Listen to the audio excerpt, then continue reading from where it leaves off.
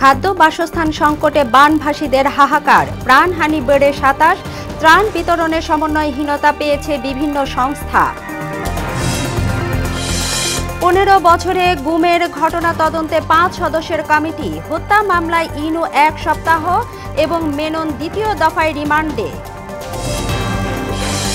বাংলাদেশের উন্নয়নে পাশে থাকার আশ্বাস রাশিয়ার, অন্তর্বর্তী সরকারে ফের দপ্তর পুনর্বণ্টন, রাজনৈতিক দল নিষিদ্ধের বিপক্ষে সরকার। এবং স্বৈরাচারের দোসররা এখনো চক্রান্ত করছে, অভিযোগ বিএনপির, বিচারের জন্য শেখ হাসিনাকে ফিরিয়ে দিতে ভারতের প্রতি আহ্বান।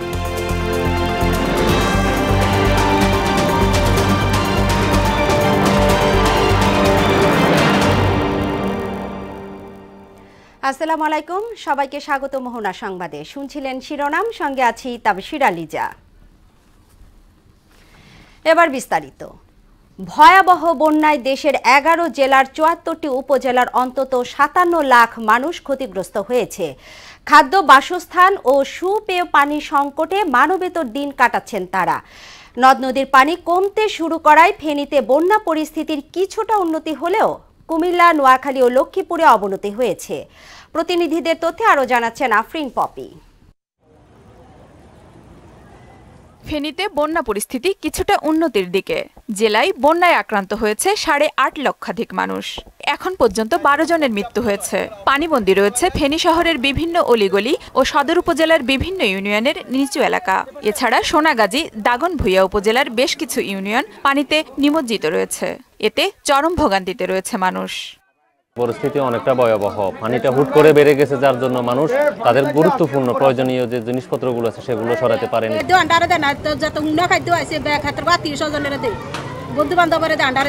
আমাদের নিস্তারের বাসার কোনো মালামাল বার করতে পারি নাই। আমাদের যত প্রকারের মালামাল ছিল সবকিছু ধ্বংস হয়ে গেছে। নোয়াখালীতে বৃষ্টির কারণে বন্যার পানি বাড়ছে। জেলার ৮টি উপজেলায় পানিবন্দী প্রায় কয়েক লাখ মানুষ। এর মধ্যে সহস্রাধিক আশ্রয় কেন্দ্রে অবস্থান নিয়েছে লক্ষাধিক মানুষ। উজানের অতিরিক্ত চাপে কোম্পানিগঞ্জে মুসাপুর ক্লোজার গেট ভেঙে গেছে। জেলা জুড়ে দেখা দিয়েছে খাদ্য ও জলের সংকট। লক্ষ্মীপুর জেলায় বর্তমানে ৭ লক্ষাধিক মানুষ পানিবন্দী রয়েছে। বিভিন্ন আশ্রয় কেন্দ্রে অবস্থান নিয়েছে অন্তত ২৪,০০০ মানুষ। জেলার বিস্তীর্ণ জনপদ এখনো পানির নিচে তলিয়ে আছে। ডুবে গেছে ঘরবাড়ি, রাস্তাঘাট, ফসলি ক্ষেত ও বহু ব্যবসা প্রতিষ্ঠান। এদিকে কুমিল্লার ১৭টি উপজেলার মধ্যে ১৪টি বন্যায় প্লাবিত হয়েছে। এর মধ্যে ৬০,০০০ পরিবারের ১০ লক্ষাধিক মানুষ এখনো পানিবন্দী রয়েছে। জেলায় ৩৫টি আশ্রয় কেন্দ্রে আশ্রয় নিয়েছে বন্যার্তরা। কুমিল্লায় গোমতী নদীর পানি কমতে শুরু করলেও দুর্ভোগ কমেনি বানভাসীদের। অনেক মানুষ না খেয়ে আছে। আপনারা ভিতরে নৌকা নিয়ে যান, নিয়ে খাবার দেন। অনেক মানুষ না খেয়ে আছে, রান্না বাড়া কিছু করতে পারে না। প্রত্যন্ত অঞ্চলে নিতে হলে 2 থেকে 3 ঘন্টা হেঁটে এগুলো নিয়ে যেতে হয়, যেটা অনেকটাই কষ্টকর ব্যাপার। খাগড়াছড়িতে জেলা সদর সহ দীঘিনালা, রামগড় ও মহালছড়ি উপজেলায় বন্যায় প্রায় ৪০,০০০ পরিবার ক্ষতিগ্রস্ত হয়েছে। এদের ক্ষতিপূরণ সহ পুনর্বাসনের দাবি জানিয়েছেন স্থানীয় বাসিন্দারা। যে পরিমাণ ক্ষতিগ্রস্ত হয়েছে, মানুষের অনেক ক্ষয়ক্ষতি হয়েছে। বাড়ি ঘর দুয়ার, মানুষের গরু ছাগল। আমার এখানে একটা ঘর ছিল, ঘরটা একদম টিন টুন সব চলে গেছে, কিচ্ছু নাই, ঘরের মাল একটা সব চলে গেছে। যদি সরকার কোনো রকম সাহায্য হইলে কোনো রকম কাটতে উঠতে পারবে। চাঁদপুরে বন্যায় পানিবন্দী রয়েছে ১.৫ লক্ষাধিক মানুষ। ইতিমধ্যেই উপজেলার অনেক রাস্তাঘাট ও ঘরবাড়ি পানির নিচে তলিয়ে গেছে। প্রতিদিনই বাড়ছে আশ্রয় কেন্দ্রে ঠাঁই নেওয়া পরিবারের সংখ্যা। অন্যদিকে বন্যার্তদের উদ্ধার, চিকিৎসা সেবা ও ত্রাণ সহায়তার কাজ করছে সেনাবাহিনী, নৌবাহিনী, কোস্টগার্ড, বিজিবি, পুলিশ ও প্রশাসন সহ বিভিন্ন সংগঠন। আফরিন পপি, মোহনা সংবাদ। চলমান বন্যায় ১১ জেলায় মৃতের সংখ্যা বেড়ে ২৭ হয়েছে। ক্ষতিগ্রস্ত মানুষের সংখ্যা ৫৬,১৯,৩৭৫ জন। সচিবালয়ে যৌথ ব্রিফিংয়ে এ তথ্য জানিয়েছেন দুর্যোগ ব্যবস্থাপনা উপদেষ্টা। বৈষম্য বিরোধী ছাত্র আন্দোলন বলছে, দুর্গত এলাকায় শিগগিরই গণভোজ কর্মসূচি হাতে নেওয়া হবে। তবে ত্রাণ বিতরণে কিছুটা সমন্বয়হীনতার কথা জানিয়েছে সশস্ত্র বাহিনী এবং বিভিন্ন উন্নয়ন সংস্থা। নাসির উদ্দিনের রিপোর্ট।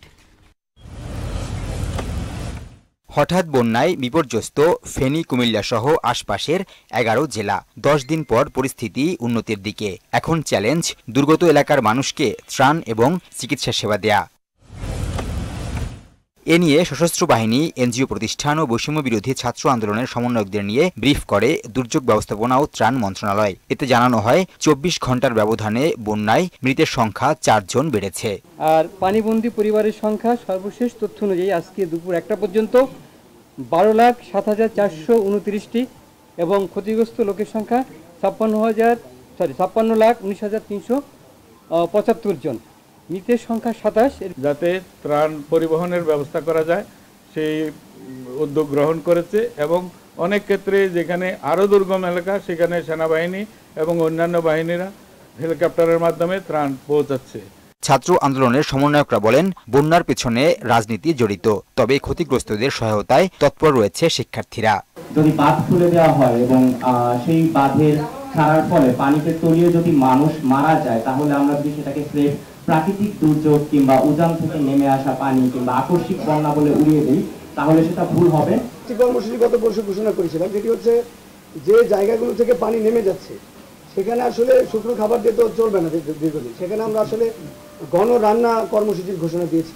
উদ্ধারে শুরু থেকেই কাজ করা সশস্ত্র বাহিনী বিভাগ বলছে, আন্তঃবাহিনীতে সমন্বয় থাকলেও স্থানীয় প্রশাসনের ক্ষেত্রে তেমনটা দেখা যায়নি। এই যে সমন্বয়হীনতার যে ব্যাপারটা কিছু কিছু ক্ষেত্রে যেটা আমরাও অবলোকন করছি, এখানে কিন্তু দেখেন সশস্ত্র বাহিনী সমস্ত জায়গায় যেতে পারবে না, এইটা আমাদের মানে সম্ভব না। আমরা শুধুমাত্র দুর্গম এলাকাগুলোতে যাওয়ার চেষ্টা করছি যেখানে অন্যদের পক্ষে যাওয়াটা কষ্টকর, বাট সবার আমাদের হেল্প লাগবে, সবার এই সমন্বিত প্রচেষ্টাটা লাগবে, সবাই আমাদের ওই উদ্যোগীটা হতে হবে। এনজিও প্রতিষ্ঠান ব্র্যাকের প্রতিনিধি বলেন, বন্যা পরবর্তী চ্যালেঞ্জ মোকাবিলায় ইউএনও ডিসিদের তৎপরতা বাড়াতে হবে। ওখানে দেখলাম অলরেডি অনেকগুলি অ্যাম্বুলেন্স তারা পাঠিয়েছে এইসব এলাকায়। তো এই অ্যাসেটগুলি কার কাছে কি আছে এটা জোড়া লাগিয়ে যদি সিভিল সার্জন মহোদয় একটা উদ্যোগ নেন, ইউএনও সাহেবরা একটা উদ্যোগ নেন, ডিসি সাহেবরা একটা উদ্যোগ নেন, সেটা ভালো হয়। প্রলয়ঙ্করী বন্যার পেছনে কোনো রাজনীতি আছে কিনা তা খতিয়ে দেখার কথা বলেন দুর্যোগ ব্যবস্থাপনা মন্ত্রণালয়ের অতিরিক্ত সচিব। গেট খোলার বিষয়গুলো সেগুলো আসছে, ওটি যেটা আমাদের পানি সম্পদ মন্ত্রণালয় ওনারাই বলবেন। নাসির উদ্দিন, মোহনা সংবাদ, ঢাকা। ফেনীতে বন্যার পানি কমতে শুরু করলেও বাড়ছে সংকট। ক্ষুধার অভাব কোনোভাবে কাটিয়ে উঠতে পারলেও পানিবাহিত রোগে আক্রান্ত হচ্ছেন অনেকেই। এমন পরিস্থিতিতে হেলিকপ্টারের মাধ্যমে ত্রাণ সরবরাহ এবং উদ্ধার কার্যক্রম অব্যাহত রেখেছে বিমান বাহিনী। ইতোমধ্যেই তাদের প্রচেষ্টায় 2টি সরকারি হাসপাতাল সচল সহ চালু রয়েছে মেডিকেল টিম। ফেনীর বন্যা দুর্গত এলাকা ঘুরে আরও জানাচ্ছেন মনিরুল ইসলাম। পাখির দৃষ্টিতে যেদিকে দুচোখ যায় সেদিকেই অথই ঘোলা পানিতে ভাসছে সবুজ। কেবল ফেনীতেই পানিবন্দী 3 লাখেরও বেশি মানুষ। উদ্ধার করা হয়েছে 20,000 জনকে। তবে আসার কথা নিমজ্জিত ফেনীর বিস্তীর্ণ জনপদে 3 দিন ধরে কমতে শুরু করেছে পানি। পরিস্থিতির কিছুটা উন্নতি হলেও খাবার ও বিশুদ্ধ পানির সংকট প্রকট হচ্ছে। তার উপর পাল্লা দিয়ে বাড়ছে পানিবাহিত রোগ। সংকট মোকাবিলায় বানভাসীদের পাশে দাঁড়িয়েছে বাংলাদেশ বিমান বাহিনী। পানি এখন আমাদের ঘর থেকে কমতেছে না, কিন্তু বাচ্চা নিয়ে পানিতে আসছিলাম, এখন বাচ্চা নিঃশ্বাস নিতে কষ্ট হচ্ছে। আমার বাচ্চা কালকে পাতলা পায়খানা, জ্বর। বিমান বাহিনীর 12টি হেলিকপ্টারে মুমূর্ষু রোগীদের আনা হচ্ছে ঢাকায়। ইতোমধ্যেই মা হয়েছেন 5 প্রসূতি। ছাগলনাইয়া উপজেলায় নিরবিচ্ছিন্ন সেবা দিয়ে যাচ্ছে বিমান বাহিনীর বিশেষায়িত মেডিকেল টিম। বিদ্যুৎ সরবরাহে হাসপাতালে স্থাপন করা হয়েছে 2টি উচ্চ ক্ষমতা সম্পন্ন জেনারেটর। আমরা এখানে প্রথম দিন যখন এসেছি এক্সট্রিম ইমার্জেন্সি পেশেন্ট ছিল, আমরা সব ইভাকুয়েট করেছি। প্রেগনেন্সির পেশেন্ট ছিল 10 জন এবং আরও 14 জন অন্যান্য ইমার্জেন্সি পেশেন্ট ছিল।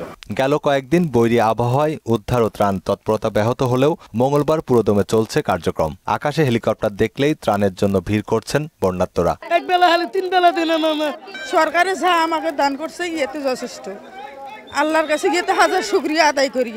এক একটি হেলিকপ্টার নামলেই ত্রাণ সরবরাহে স্বেচ্ছাসেবী শিক্ষার্থীদের সঙ্গে যোগ দিচ্ছেন স্থানীয়রাও। তরুণরা রয়েছে, তাদের যে আন্তরিকতা, এটার কারণে ইনিশিয়াল যে ধাক্কাটা সেটা কোনো রকমে কাটিয়ে উঠা গেছে। সর্বপ্রথম প্রয়োজন ছিল আমাদের যে ত্রাণ ব্যবস্থাতে, সেই ত্রাণ ব্যবস্থা আমরা বিমান বাহিনীর মাধ্যমে ইতিমধ্যে পেয়েছি। আমাদের কাজ চালিয়ে যাচ্ছি, এখনো উদ্ধার কাজ চালু আছে। উদ্ধারকারীরা বলছেন পানি কমা শুরু হলেও দুর্গম এলাকায় পৌঁছাতে কিছুটা বেগ পেতে হচ্ছে। 12টি হেলিকপ্টারে বিমান বাহিনীর সেবার বাইরেও চলছে জলযানে উদ্ধার ও ত্রাণ কার্যক্রম। রিমোট জায়গাগুলোতেও বিভিন্নভাবে সরবরাহ করা হচ্ছে। এরই সাথে যেসব জায়গাতে আমি ট্রলার বোট যোগেও পারছি না, যখন আমি এখান থেকে কোনো রকমের ইনপুট পাচ্ছি, এয়ার হেডকোয়ার্টারকে দিচ্ছি। এয়ার হেডকোয়ার্টার তাদের নির্দেশনা অনুযায়ী এয়ার লিফট প্যারাসুটের মাধ্যমে খাদ্যদ্রব্যগুলোকে পাঠাচ্ছে। এসব এলাকায় এখনো স্বাভাবিক হয়নি মোবাইল নেটওয়ার্ক। ভুক্তভোগীদের যে কোনো প্রয়োজনে স্থানীয় সেবা ক্যাম্পে যোগাযোগের পরামর্শ সেনা ও বিমান বাহিনীর। বন্যা পরবর্তী সময়ে যে সংকটগুলো সৃষ্টি হয় সেই সংকট নিরসনে কাজ করছে বাংলাদেশ সেনাবাহিনী, বিমান বাহিনী সহ সরকারের বিভিন্ন সংস্থা।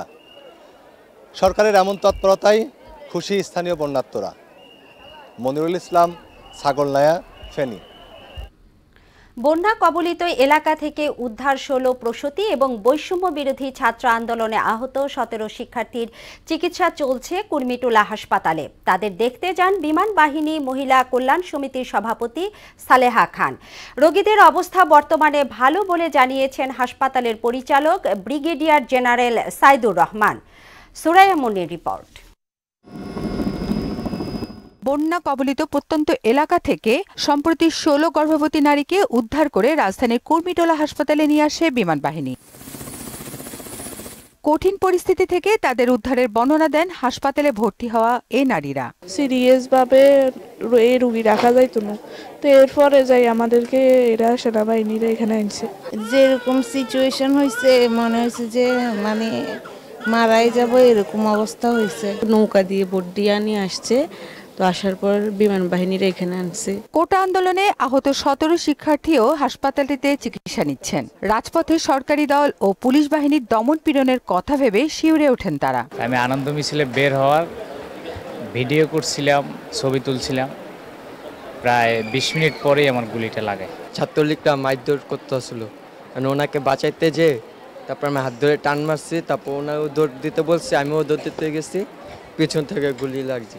জি, মাথায় তো সবার আগে হিট করা হয়েছে, তারপর হাতে, তারপর পায়ে। বিমান বাহিনীর মহিলা কল্যাণ সমিতির সভাপতি সালেহা খান আহতদের দেখতে কুর্মিটোলা হাসপাতালে যান। আমরা ওনাদেরকে রেস্কিউ করতে পেরেছি এবং ওনারা সুস্থভাবে সুন্দরভাবে বাচ্চা ডেলিভারি করতে পেরেছে এবং মা এবং বাচ্চা দুইজনই ভালো আছে। হাসপাতালের পরিচালক ব্রিগেডিয়ার জেনারেল সাইদুর রহমান বলেন, চিকিৎসাধীন সবাই আগের চেয়ে ভালো আছেন। কুর্মিটোলা জেনারেল হাসপাতালে আগত রোগীদের কোনো ধরনের ব্যক্তিগত আউট অফ পকেট টাকা বা কোনো ধরনের কোনো ওষুধ কিনতে হয় না। ডেফিনেটলি অরিড ছিল, সবাই একটা আনএক্সপেক্টেড অ্যাগনির ভিতরে ছিল এবং বিমান বাহিনীর নেতৃত্বে এই যে দুস্থ এবং অসহায় গর্ভবতী মায়েদের এই জায়গাতে নিয়ে আসা হয়েছে, এর চেয়ে মহতি উদ্যোগ আর হতে পারে না। হাসপাতালের পক্ষ থেকে সবাইকে সর্বোচ্চ সেবা দেওয়া হচ্ছে বলেও জানান তিনি। আমরা সবাইকে শতভাগ চিকিৎসা সেবা নিশ্চিত করি। সুরাইয়া মুন্নি, মোহনা সংবাদ, ঢাকা।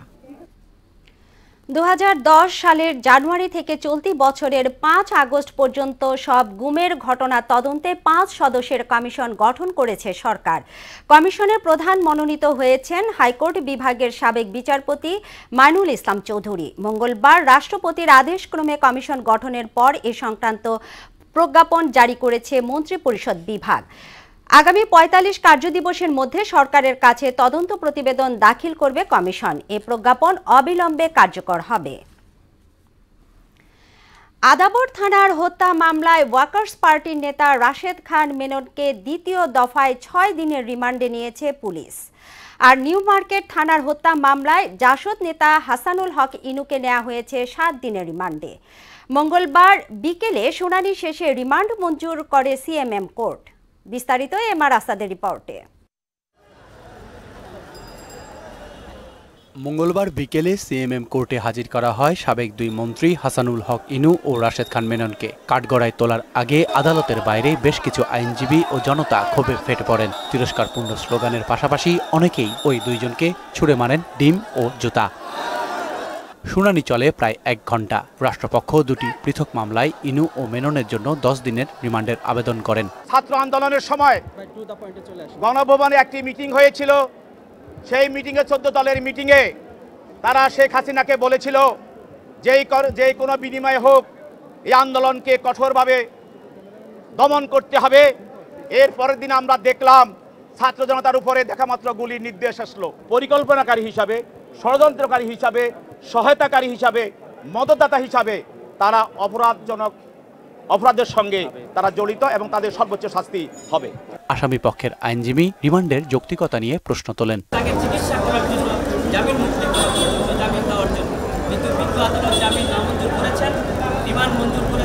সোমবার বিকেলে ইনুকে উত্তরায় আর মেননকে বৃহস্পতিবার গুলশান থেকে গ্রেফতার করা হয়। MR আসাদ, মোহনা সংবাদ, ঢাকা। আন্তর্জাতিক মঞ্চে বাংলাদেশের পাশে থাকার আশ্বাস দিয়েছেন রাশিয়ার রাষ্ট্রদূত আলেকজান্ডার মন্টিটস্কি।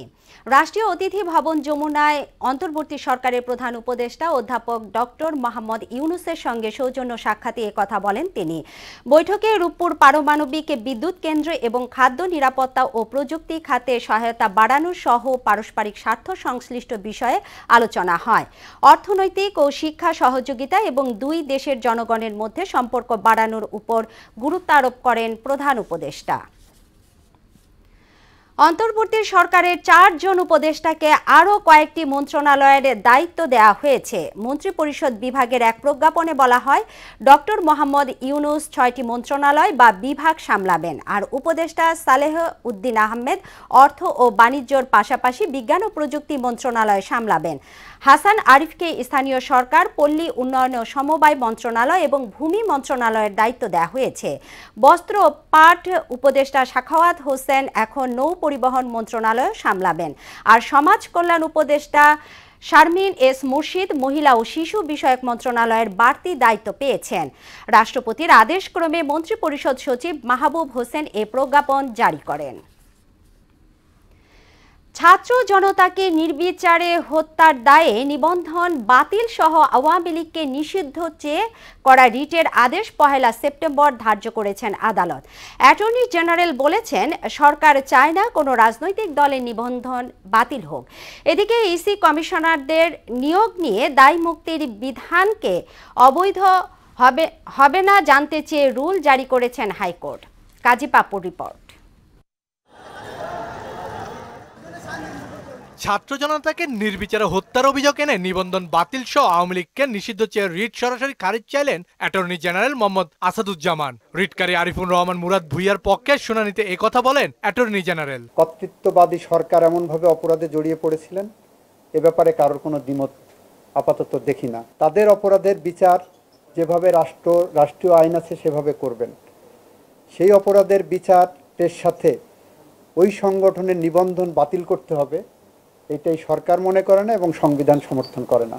এই রিটেই অন্তর্বর্তী সরকারের মেয়াদ সর্বনিম্ন 3 বছর চেয়ে করা অংশটি আগের শুনানির দিন নট প্রেস করেন রিটকারী। অ্যাটর্নি জেনারেল বলেন, কোর্ট সিদ্ধান্ত নেওয়ার কেউ নয়, সরকার কতদিন থাকবে। আদালত নির্ধারণ করে দিতে পারেন না যে 3 বছর থাকবেন না 5 বছর থাকবেন না 3 মাস থাকবেন। প্রধান উপদেষ্টা মহোদয়ের বক্তৃতাও দেখেছেন যে এটা রাজনৈতিক দল ঠিক করবেন, জনগণ ঠিক করবেন। এদিকে ইসি কমিশনারদের নিয়োগ নিয়ে দায় মুক্তির বিধান কেন অবৈধ হবে না জানতে চেয়ে রুল জারি করেছেন হাইকোর্ট। 4 সপ্তাহের রুল জারি করেছেন এবং তাতে বিবাদী করা হয়েছে আইন, বিচার ও সংসদ বিষয়ক মন্ত্রণালয়ের লেজিসলেটিভ উইংয়ের সচিব এবং একই সাথে নির্বাচন কমিশন সচিবালয়কে এই মামলার বিবাদী করা হয়েছে। 2014 ও 2018 সালে সিএসসি এবং কমিশনারদের নিয়োগ নিয়ে দেশের কোনো আদালতে প্রশ্ন উত্থাপন করা যাবে না মর্মে দায় মুক্তির বিধান করা হয়। প্রধান নির্বাচন কমিশনার এবং নির্বাচন কমিশনারদের নিয়োগ দেওয়া হয়েছে যে প্রক্রিয়ায়, এই প্রক্রিয়াকে দায় মুক্তি দেওয়া হয়েছে। যদি কাউকে দায় মুক্তি দেওয়া হয় বিচার থেকে, তাহলে এতে সাংবিধানিকভাবে অবৈধ হয়ে যায়। কাজী পাপ্পু, মোহনা সংবাদ, Dhaka.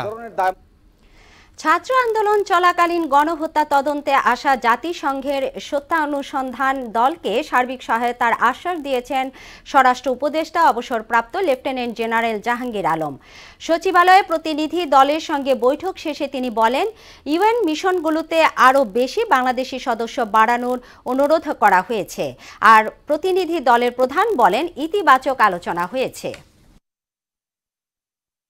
The interim government and people of Bangladesh going forward. So we're about halfway through our visit now. It's been very positive, the discussions that we've had. We've been really inspired as well by the many things we've heard from students, from the young people. আমরা তাদের assure করছি যে কোনো ব্যাপারে যে কোনো ধরনের সাহায্য সহযোগিতা দরকার আমরা তাদের সাহায্য সহযোগিতা করব এবং তাদের আমরা আরেকটা রিকোয়েস্ট করছি যেন ইউএন মিশনে আমাদের আরও এখনও আমরা কিন্তু অনেক বেশি, তারপরও আমাদের ভবিষ্যতে এই বাংলাদেশে সবসময় যেন 1 নম্বরেই থাকতে পারে এই ব্যবস্থা তারা করবে। বন্ধুত্বপূর্ণ সম্পর্ক অটুট রাখতে গণহত্যাকারী শেখ হাসিনাকে ফেরত পাঠাতে ভারত সরকারের প্রতি আহ্বান জানিয়েছে বিএনপি। বিনা নোটিশে রাতের অন্ধকারে বাঁধ খুলে দেয়ায় দেশটির সমালোচনাও করেন দলটির নেতারা। স্বৈরাচারের দোসররা এখনও নানা রকম চক্রান্ত করছে বলে অভিযোগ তাদের। রেজা খানকে সঙ্গে নিয়ে আরও জানাচ্ছেন হুমায়ুন কবির। বন্যায় দেশের পূর্বাঞ্চলীয় 11 জেলায় পানিবন্দী প্রায় অর্ধ কোটি মানুষ। বানভাসীদের সহায়তায় বিএনপির কেন্দ্রীয় কার্যালয় থেকে ত্রাণ সংগ্রহ করে পৌঁছে দেওয়া হচ্ছে বন্যা কবলিত এলাকা। দলের স্থায়ী কমিটির সদস্য ডাক্তার AZM জাহিদ হোসেন বলেন, রাতের বেলা ভাটির মানুষ যখন ঘুমিয়ে তখন বিনা নোটিশে উজানের দেশ ভারত বাঁধ খুলে পানি ছেড়ে দিয়ে দণ্ডনীয় অপরাধ করেছে। তাদের বিপদের সময় তারা পানি ছেড়ে দিয়ে তারা করছে কি আমাদেরকে ভাসিয়ে দিচ্ছে, আবার আমাদের যখন পানি দরকার তখন পানি আটকে রেখে আমাদেরকে শুকিয়ে মারছে। অর্থাৎ এই জন্যই এটা মানব সৃষ্ট পানি। এটি একটি এমন সম্পদ উজান এবং ভাটির মানুষ ব্যবহার করবে এবং সেটার মধ্যে সবার হিস্সা রয়েছে, যথাযথ ভাগ পাবে এবং সেটা যখন বাইলেটারালি সমস্যার সমাধান হবে না, স্বাভাবিকভাবে আন্তর্জাতিক পর্যায়ে যাওয়ার সুযোগ রয়েছে। এদিকে জাতীয় প্রেস ক্লাবে বিএনপির জাতীয় নির্বাহী কমিটির সদস্য রফিকুল ইসলাম মাহতাবের স্মরণ সভার আয়োজন করে জাতীয়তাবাদী মৎস্যজীবী দল। এতে দলের স্থায়ী কমিটির সদস্য মেজর অবসরপ্রাপ্ত হাফিজউদ্দিন আহমেদ গণহত্যাকারী শেখ হাসিনাকে ফিরিয়ে দিতে ভারতের প্রতি আহ্বান জানান। ভারত সরকার অনুরোধ করব দ্রুত এই খুনি সরকারের প্রধানকে বাংলাদেশে ফেরত পাঠিয়ে দেন। আপনারা যদি বাংলাদেশের সাথে বন্ধুত্ব চান, জনগণের সাথে বন্ধুত্ব চান, যারা বাংলাদেশের সমাজ দেহে গভীর ক্ষত সৃষ্টি করে গিয়েছে। ওদিকে ৪৮তম মৃত্যুবার্ষিকী উপলক্ষে জাতীয় কবি কাজী নজরুল ইসলামের সমাধিতে শ্রদ্ধা নিবেদন করেন বিএনপির সিনিয়র যুগ্ম মহাসচিব রুহুল কবির রিজভী ও চিত্রনায়ক হেলাল খান। পরে রিজভী সাংবাদিকদের বলেন, স্বৈরাচার পতন হলেও এখনো শেখ হাসিনার পোকামাকড়রা বিভিন্ন প্রতিষ্ঠানে বিশৃঙ্খলার চেষ্টা করছে। ছাত্র জনতার যে আন্দোলন, প্রতিটি ক্ষেত্রে ছাত্রছাত্রীরা তারা উদ্বুদ্ধ হয়েছিলেন গণতন্ত্র মুক্তি, দেশের মুক্তির জন্য নজরুলের গান শুনে, নজরুলের গান গেয়ে। হুমায়ুন কবির, মোহনা সংবাদ, ঢাকা। বিএনপির ভারপ্রাপ্ত চেয়ারম্যান তারেক রহমানের নির্দেশনায় ছাত্র জনতার আন্দোলনে গুলিতে নিহত 6 জনের পরিবারকে আর্থিক সহায়তা দেয়া হয়েছে। ঢাকা মহানগর উত্তর বিএনপির সদস্য সচিব আমিনুল হক তাদের পরিবারের সঙ্গে দেখা করেন। এছাড়া তারেক রহমানের নির্দেশনায় বন্যা কবলিত এলাকায় ত্রাণ সামগ্রীও বিতরণ করা হয়। আরও জানাচ্ছেন হুমায়ুন কবির। ছাত্র আন্দোলনে নিহত আমিনুল ইসলাম হৃদয়, শাহরিয়ার হোসেন আলভি, মোহাম্মদ সানি, সাব্বির হোসেন রনি, জুলফিকার আহমেদ শাকিল, লিটন হোসেন লাল্লুর পরিবারের খোঁজ খবর নেন বিএনপির ক্রীড়া বিষয়ক সম্পাদক ও ঢাকা মহানগর উত্তরের সদস্য সচিব আমিনুল হক। লক্ষ্মীপুরের রামগঞ্জ কলেজ গেট এলাকায় বন্যার্ত মানুষের মাঝে ত্রাণ বিতরণ করেন বিএনপির আন্তর্জাতিক বিষয়ক কমিটির সদস্য ইঞ্জিনিয়ার ইশরাক হোসেন এবং সাবেক সংসদ সদস্য নাজিমউদ্দিন আহমেদ। ইশরাক হোসেন জানান, চেয়ারপারসন এবং ভারপ্রাপ্ত চেয়ারম্যানের নির্দেশে বন্যা কবলিত এলাকা মানুষের পাশে দাঁড়িয়েছে বিএনপি।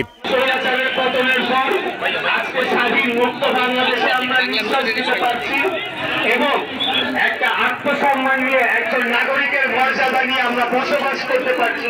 ফেনীতে বন্যার্তদের মাঝে ত্রাণ সামগ্রী বিতরণ করেছেন বিএনপি চেয়ারপারসনের উপদেষ্টা সৈয়দ মোয়াজ্জেম হোসেন আলাল ও ঢাকা মহানগর দক্ষিণের আহ্বায়ক রফিকুল আলম মজনু। স্বৈরাচারের দোসররা দেশকে এখনো অস্থিতিশীল করার অপচেষ্টা করছে বলে অভিযোগ করেন তারা। আমরা একবারে গ্রাম অঞ্চলে যেখানে এ পর্যন্ত কোনো সাহায্য পৌঁছে নাই, পৌঁছতে পারছে না, সেখানে আমাদের স্বেচ্ছাসেবক বাহিনী তাদের প্রত্যেকের ঘরে ঘরে নিয়ে পৌঁছে। আমরা আমাদের সাধ্য অনুযায়ী দুস্থ অসহায় মানুষের পাশে থাকার জন্য চেষ্টা করেছি। সেই চেষ্টার একটি ক্ষুদ্র প্রয়াস হচ্ছে এটা। তারেক রহমানের নির্দেশে ছাত্রদল যুগ্ম সাধারণ সম্পাদক মীর ইমরান হোসেন মিথুনের নেতৃত্বে রাজধানীর পল্লবী থেকে নোয়াখালীতে ত্রাণ সামগ্রী নিয়ে যাচ্ছেন সংগঠনের নেতারা। এ সময় ছাত্রদলের সাবেক সাধারণ সম্পাদক সাইফ মাহমুদ জুয়েল উপস্থিত ছিলেন। আমাদের এই কার্যক্রমটা এই দুর্ভোগ শেষ না হওয়া পর্যন্ত বন্যা কবলিত মানুষের পাশে আমরা আছি এবং থাকবো ইনশাআল্লাহ। আলোকিত সমাজ গড়ার লক্ষ্যে 2013 সাল থেকে জনছায়া মানব কল্যাণ সংগঠন দুর্যোগপূর্ণ এলাকায় সেবা দিয়ে আসছে বলেও জানান তারা। জনছায়া ফাউন্ডেশন সবসময় তার সাধ্যমতো সবসময় মানুষের সেবা এবং কাজ করে আসছে। হুমায়ুন কবির, মোহনা সংবাদ, ঢাকা। আবারও আমন্ত্রণ মোহনা সংবাদের সঙ্গে আছি তাবশিরা লিজা। বন্যা ও টানা বৃষ্টির প্রভাব পড়েছে পণ্য বাজারে। সরবরাহ সংকটের অজুহাতে লাফিয়ে বাড়ছে মাছ, সবজি ও ডিমের দাম। যথারীতি ঝাঁঝ অব্যাহত রয়েছে পেঁয়াজের। পণ্যের ঊর্ধ্বমূল্যে খাদ্য তালিকা কাটছাঁট করতে বাধ্য হয়েছেন সীমিত আয়ের মানুষ। কঠোর তদারকি ছাড়া বাজার নিয়ন্ত্রণ সম্ভব নয় বলে মনে করেন ক্রেতা বিক্রেতারা। আরও জানাচ্ছেন উষা ফেরদৌস। বাজারে দীর্ঘ সময় ধরে উচ্চ মূল্যে বিক্রি হচ্ছে পেঁয়াজ। সরকারি সংস্থা টিসিবির তথ্য অনুসারে গত 1 বছরের ব্যবধানে পেঁয়াজের দাম 30% বেড়েছে। উৎপাদন খরচের চেয়ে অন্তত 3 গুণ বেশি দামে বিক্রি হচ্ছে দেশের বাজারে। এই পেঁয়াজ এতদিন আসলে মনে করেন 70 টাকা পাইকারি, বর্তমানে 90 টাকা করছে। সব কৃষি ভাই সব বাড়ছে, কেজিতে 15 টাকা বাড়ছে। পাইকাররা ওই বন্যার উসিলায় এই বাড়াচ্ছে, মেনলি এই সমস্যা করতেছে। আমাদের সব উসিলা খুঁজে একটা উসিলা পাইছে, এই জন্য বাড়াচ্ছে। সরবরাহ সংকটের অজুহাতে ডজনে অন্তত 10 টাকা বেড়েছে ডিমের দাম। সাদা ডিমের সাপ্লাই নাই, আর লালটা মাত্র আমরা অল্প কয়টা ডিম পাইছি, এই অল্প কয়টা ডিম বেশি দাম দেখে আনতে হয়েছে। ডিমের দাম বাড়াতে 10 টাকা বাড়া মানে প্রতিটা মানুষের মাথা পিছু যে আয় থেকে বিশাল একটা অঙ্ক চলে যাচ্ছে। নিম্ন আয়ের লোক, মধ্যম আয়ের লোক, তাদের জন্য খুবই ডিফিকাল্টি যেটা, এবং ডিমটা কমন খাবার। ফার্মগুলো বন্ধ, আমরা যে ফার্মেতে ডিম আনতাম এখন সে ফার্ম বন্ধ, ডিম নেই। সবজির বাজারেও স্বস্তি নেই ক্রেতার, যদিও বিক্রেতারা বলছেন বন্যার কিছুটা প্রভাব পড়লেও খুব বেশি দাম বাড়েনি। গলায় দড়ি দিয়ে দোকানে ঝুলে থাকতে ইচ্ছা করে, এত দাম বাড়ায়। এখন এটা কি কারণে বাড়তেছে এটা খোদাই জানে আর দোকানিরা জানে। কোনো অজুহাত সবসময় খুঁজে দাম বাড়ানোর জন্য, তো এই বৃষ্টি এটা একটা সবসময় অজুহাত। ভেন্ডি, তারপরে আপনার মিষ্টি কুমড়া, এই ঝিঙা, এগুলোর দামটা কিছুদিন আগ পর্যন্ত একটু শিথিল ছিল, এখন আজকে থেকে মনে হচ্ছে যে আবার দাম বেড়ে গেছে। এই সিজনটা সবজি আমদানি কম কারণে সবজির একটু দাম বেশি। ঊর্ধ্বমুখী ইলিশ সহ সব মাছের দাম, চাষের মাছেও নেই স্বস্তি। চাষের মাছের দাম 10 টাকা কেজিতে বাড়ছে। আপনি ইলিশ মাছ তো ধরতে পারেন না, জালেরা পানি বেশি নেই, এই জন্য ধরতে পারে না। পানি যখন বাইরে গেছে, এখন বন্যায় মাছের ঘের মোড় তো তলাইয়া গেছে, মানুষ বাঁচে না, মাছ পাইবেন কেমন? চালের বাজার দীর্ঘদিন থেকেই অস্থির, তবে বৃষ্টি বন্যার প্রভাব বাজারে পড়বে না বলে জানায় ব্যবসায়ীরা। সব জায়গাতে বন্যা, ওই জায়গাতে মেল কারখানা, চাউলের কোনো সম্পর্কই ওখানে নাই। তো এখানে যদি দাম বাড়ে এটা হবে অযুক্তি, এখানে দাম বাড়ার কোনো প্রশ্নই আসে না। মিনিকেট ভালোটা আপনার 72-73 টাকা, আর কাটারির নাজের আছে 80-85। বাজার স্থিতিশীল রাখতে তদারকি বাড়ানোর দাবি ক্রেতা বিক্রেতার। উষা ফেরদৌস, মোহনা সংবাদ, ঢাকা। প্রাথমিক শিক্ষা অধিদপ্তরের মহাপরিচালক আব্দুস সামাদকে অপসারণে আগামী 24 ঘন্টা সময় বেঁধে দিয়েছেন বৈষম্য নিরসনে প্রাথমিক শিক্ষা সমন্বয় পরিষদের নেতারা। রাজধানীর মিরপুরে প্রাথমিক শিক্ষা অধিদপ্তরের সামনে অনুষ্ঠিত বিক্ষোভে মহাপরিচালকের বিরুদ্ধে স্বেচ্ছাচারিতা এবং কর্মকর্তা কর্মচারীদের সাথে দুর্ব্যবহারের অভিযোগ করেন। সংগঠনের সমন্বয়ক রফিকুল ইসলাম রুমি এবং আব্দুর রেজ্জাক সিদ্দিকী জানান, মহাপরিচালককে অপসারণ করা না হওয়া পর্যন্ত আন্দোলন চলবে। চুক্তিভিত্তিক নিয়োগপ্রাপ্ত অতিরিক্ত মহাপরিচালকের অপসারণও দাবি করেন তারা। কাছে কোনো ড্রাইভার যাবে না এবং সকল কর্মকর্তা কর্মচারী তাকে সর্বাত্মক অসহযোগিতা করবেন এবং যে প্রস্তাব দিয়েছেন অবিলম্বে চুক্তিভিত্তিক অতিরিক্ত মহাপরিচালকের দায়িত্ব থেকে অব্যাহতি দিতে হবে কালকে থেকেই, এবং তার স্থলে আমাদের একজন পরিচালক অতিরিক্ত মহাপরিচালক দায়িত্ব পালন করবেন এবং সকল শূন্য পদে আমাদের মধ্য থেকে দায়িত্ব পালন করবেন। আমরা যদি 24 ঘন্টার মধ্যে কর্তৃপক্ষ যদি আমাদের মহাপরিচালককে এই অধিদপ্তর থেকে প্রত্যাহার না করে, তাহলে আমরা পরমবৃত্তি সহ যত ধরনের যৌক্তিক আন্দোলন আছে, যেটা সরকারের উপর কোনো প্রভাব না পড়ে, আমরা সেই যৌক্তিক আন্দোলনে আমরা যাব। খেলার খবর, ক্রিকেট। আইসিসির নতুন চেয়ারম্যান নির্বাচিত হয়েছেন ভারতের জয় শাহ। মঙ্গলবার শেষ দিনে আর কেউ মনোনয়ন জমা না দেয়ায় বিনা প্রতিদ্বন্দ্বিতায় নির্বাচিত হন তিনি। মাত্র 35 বছর বয়সে এই দায়িত্ব পেলেন তিনি, যা আইসিসির ইতিহাসে সর্বকনিষ্ঠ চেয়ারম্যান হওয়ার রেকর্ড। 1 ডিসেম্বর থেকে দায়িত্ব বুঝে নেবেন জয় শাহ। এর আগে 4 ভারতীয় জাগমোহন ডালমিয়া, শারদ পাওয়ার, এন শ্রীনিবাসন এবং শশাঙ্ক মনোহর এই দায়িত্ব পালন করে যান। নারী টি-20 বিশ্বকাপ সামনে রেখে 15 সদস্যের দল ঘোষণা করেছে ভারত। নারী এশিয়া কাপের 14 জনই রয়েছে বিশ্বকাপের জন্য ঘোষিত দলে। বাদ পড়েছেন কেবল উমা ছেত্রী, তার বদলে সুযোগ পেয়েছেন স্বস্তিকা ভাটিয়া। বরাবরের মতো দলের নেতৃত্বে থাকছেন হারমিনপ্রীত কাউর। 3রা অক্টোবর আরব আমিরাতে শুরু হচ্ছে মেয়েদের টি-20 বিশ্বকাপ। 4 অক্টোবর দুবাইয়ে নিউজিল্যান্ডের বিপক্ষে ম্যাচ দিয়ে শুরু হবে ভারতের যাত্রা। ফুটবল। অস্কার ব্রুজনকে বিদায়ের পর নতুন কোচ হিসেবে ভ্যালেরি তিতাকে নিয়োগ দিয়েছে বসুন্ধরা কিংস। মঙ্গলবার বাংলাদেশে এসে প্রিমিয়ার লিগ চ্যাম্পিয়নদের সঙ্গে যোগ দিয়েছেন এই রোমানিয়ান কোচ। বিষয়টি নিজেদের অফিসিয়াল ফেসবুকে জানিয়েছেন বসুন্ধরা কিংস। ক্লাব সভাপতি ইমরুল হাসান তিতাকে বরণ করে নেন। একই সঙ্গে নতুন সেট পিস কোচ দরিল স্তইকাও ক্লাবে যোগ দিয়েছেন। শেষ করব মোহনা সংবাদ, যাবার আগে শিরোনামগুলো আরও একবার। খাদ্য বাসস্থান সংকটে বানভাসীদের হাহাকার, প্রাণহানি বেড়ে 27। ত্রাণ বিতরণের সমন্বয়হীনতা পেয়েছে বিভিন্ন সংস্থা। 15 বছরে গুমের ঘটনা তদন্তে 5 সদস্যের কমিটি। হত্যা মামলায় ইনু 1 সপ্তাহ এবং মেনন দ্বিতীয় দফায় রিমান্ডে। বাংলাদেশের উন্নয়নে পাশে থাকার আশ্বাস রাশিয়ার। অন্তর্বর্তী সরকারে ফের দপ্তর পুনর্বণ্টন, রাজনৈতিক দল নিষিদ্ধের বিপক্ষে সরকার। এবং স্বৈরাচারের দোসররা এখনো চক্রান্ত করছে, অভিযোগ বিএনপির। বিচারের জন্য শেখ হাসিনাকে ফিরিয়ে দিতে ভারতের প্রতি আহ্বান।